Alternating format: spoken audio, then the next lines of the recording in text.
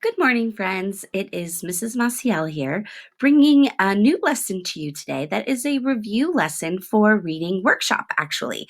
And we are going to give Screencastify a try here. I've been doing YouTube videos, but this is a little bit different because it allows me to use the screen as I'm talking to you.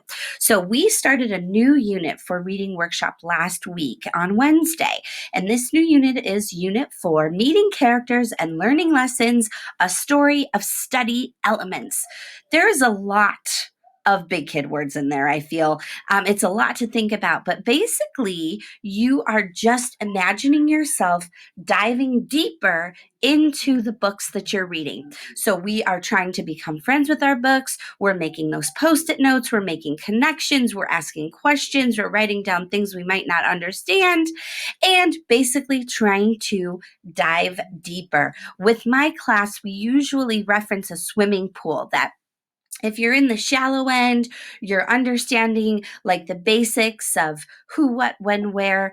But if you're in the deep end, then you're really trying to understand the why and the how of things that take place in a story. So the very first lesson was about off we go. Readers go on adventures. So with that in mind, basically you just get to get excited about reading a book. And soon I'm going to share a book with you called Iris and Walter and the field trip, actually. And so you get excited about the books that you choose and the books that you want to read. All right. And then the next lesson was get ready and take a sneak peek. So when you do choose a story, you look at the front, you check it out, you look at the characters, the picture, the title, and you start to put together a story in your mind a little bit.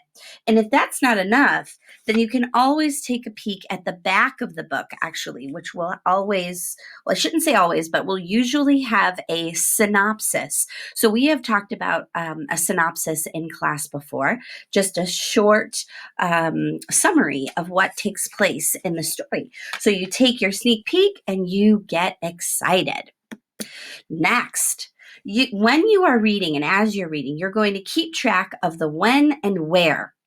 For example, if the story somewhere in the text, it says that night, the next day, meanwhile, or on Saturday, those are all clues right away that will tell you when and where the story is taking place. And then also you look for maybe some clues such as on the school bus, at the park, went to the kitchen. And those ... means that words that are coming later on in the sentence. So those are the types of things that you're really trying to keep a lookout for and understanding when and where that story is take place, much like talking about the setting to your story. So the next lesson is called Predict What Might Happen Next. So as you look at your book, as you turn the pages of that book, you are trying to make predictions of what it might happen as you go. So you could even do like what this little guy is doing here, making a predictions poster for yourself. You definitely want to spend time thinking about those predictions as you go and trying to use those post-it notes for yourself as you read your story to keep track of what it is that you are noticing. And just a reminder, making a prediction is when we use clues in the story to make a guess about what will happen next. All right, then the next lesson was retell the important parts.